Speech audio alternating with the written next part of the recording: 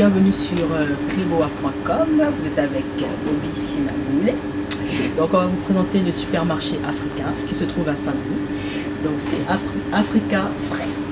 Donc Tozanaba, Lika, Moulu, là-bas prix à bien. Les AP il y a graines, Bambika il y a graines, ça dépend de votre choix.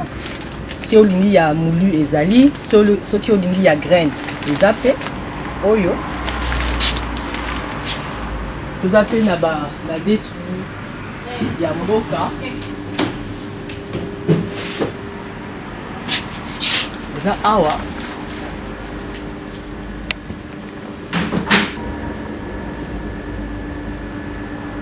Tous AP na haricot ya ngoma. Oyo. Là-bas prix à bien 2,60 €. Bino moko boyebi que ça la table. Là ils ont 1 kg 2,60 €.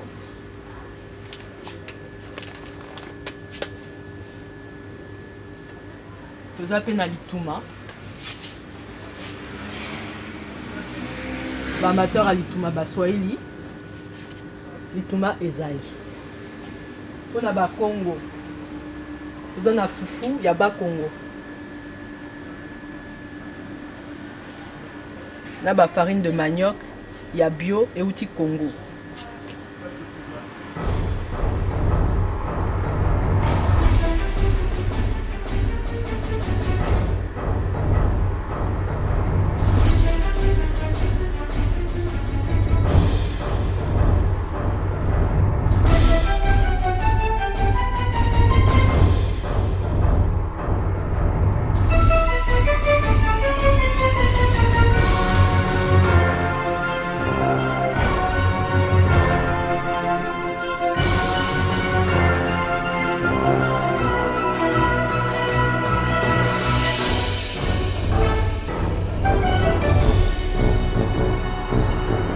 Farine de manioc, il y a cambiné et zali.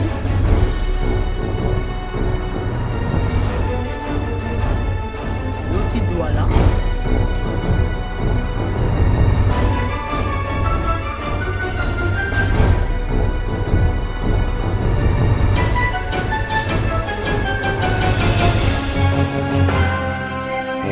Il y a Bisso, il y a Congo, il y a bio.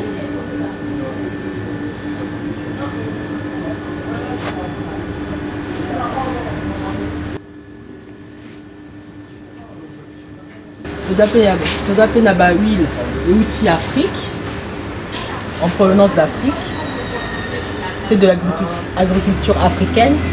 Faut plutôt aider Afrique, Congo, tout pays confondu.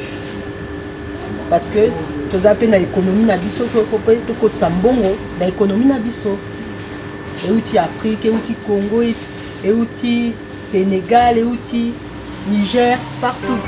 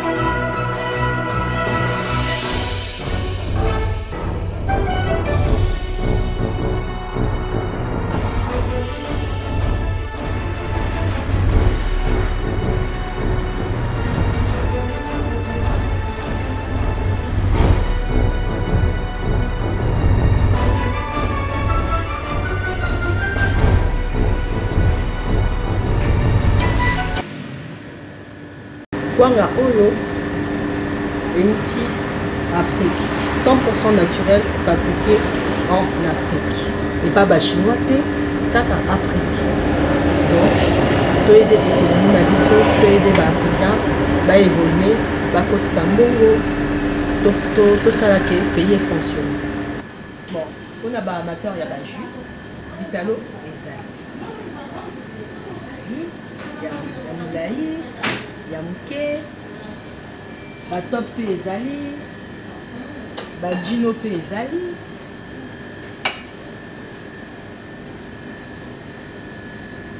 ba vinto biloko nyonso tu ba jus na biso euti Afrique eza.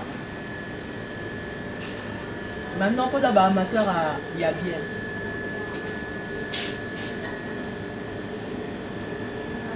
vous connaissez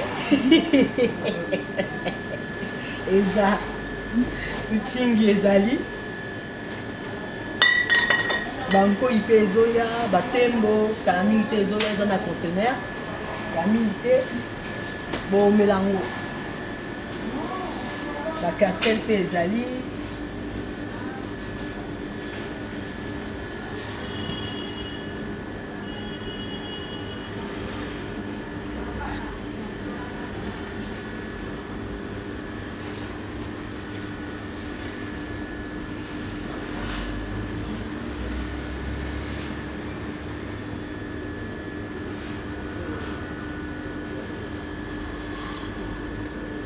Guinness pe ba amateur à ba Guinness eza et j'ai oublié na petite à quartier et aux alapé to ba tu ya ba primus les oya pe na ba skolpe et kozala comme ça on retrouve moi saveur ya mboka c'est ici.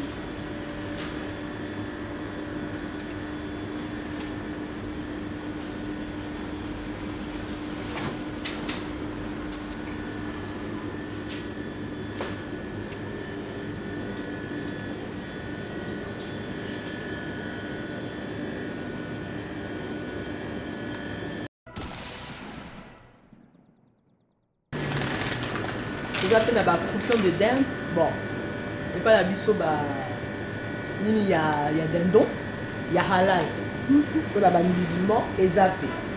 Carabine. Vous avez un surtout et zali. Il y a halal, il y a normal, carabine.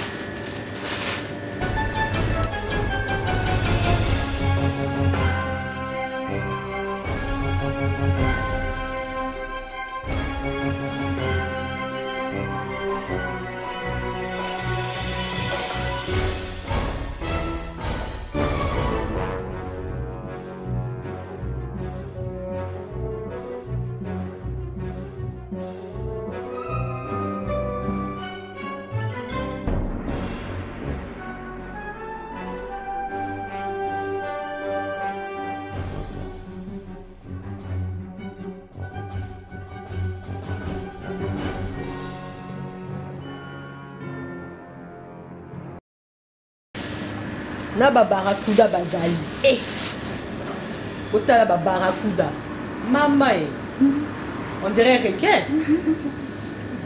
barakuda ezali ba doral ba malangwa ya qualité tous en provenance d'Afrique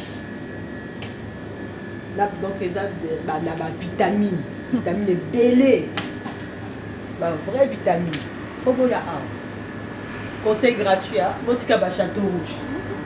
Awa, ma vitamine. Vous avez la chinois, vous avez l'Afrique. En plus à des prix abordables. Ngaïngaïté ezali 100% naturel.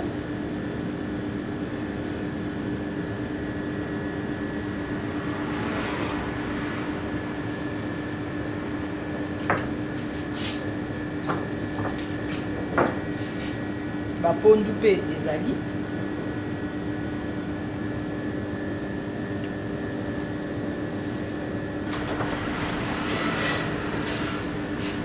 teku pe eza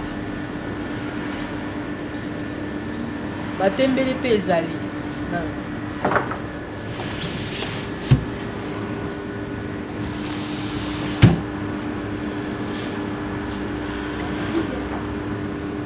ebele pe eza. Bon, pour les amateurs, il y a ndolé. Ah. Les appels. Au nord du Cameroun. Parce qu'il y a mon sous moi mixte à moi. Au changer peu goût. Allez, on continue à ndolé. Pour la base, c'est baba là, Camerounais. Mali. Et, quoi on appelle ça? Il y a bateke pezali.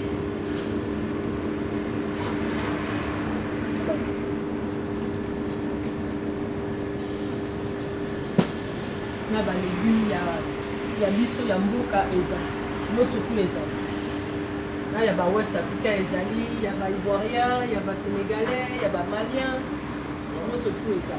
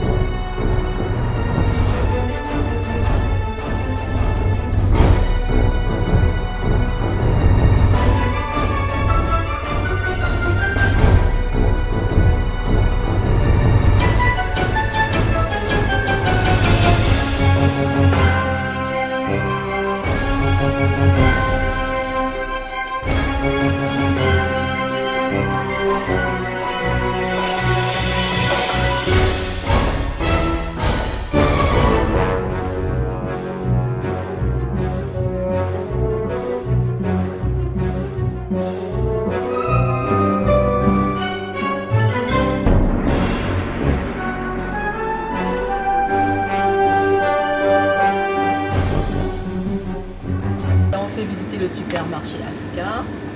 Donc, à Tozana Saint-Denis, 65 rue de Strasbourg. Où il y a ébélé, où il y a tout consommé africain, biloko ya bio. C'est aussi pour notre santé parce que il y a biloko et on doit s'habiller la santé. Tous on a biloko ya mboka, ya frais. Et awa place Oyo, et où tu penses direction Kinshasa, direction Douala, c'est vraiment des produits frais. C'est vraiment des produits faits de l'agriculture de notre pays, de nos pays, disons.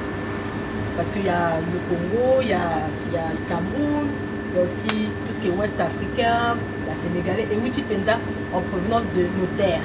Donc Boya, Tolia bio, parce que ma maladie est comme Koya est belé, Tozo consommé bio kaba chinois, Tozo lia bio Toyebi, où tout place est Outi.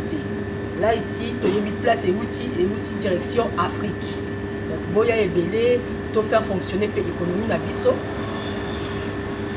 Tout ça la pose que l'Afrique est bonga. Mais si on ne se donne pas les moyens, si tout ça va tout chance et on fonctionne n'engeni. Donc Boya est belé, tout ça na Saint-Denis au 65 rue de Strasbourg, c'est 93 200.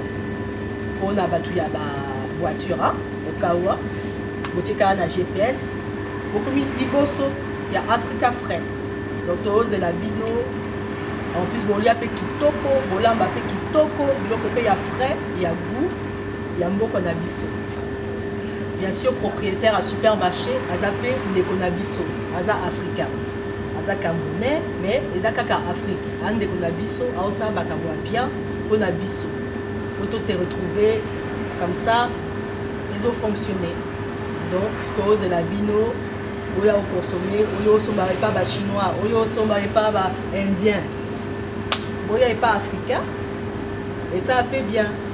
Comme ça, l'agriculture peut fonctionner parce que ça a des agriculteurs de tout pays confondu d'Afrique. Ils ont Cameroun, ils ont Kinshasa, ils ont Sénégal, ils ont Mali. Alors ça n'a pas surtout. Donc, on vous attend, venez nombreux. Et ici, c'est la maison. Ciao!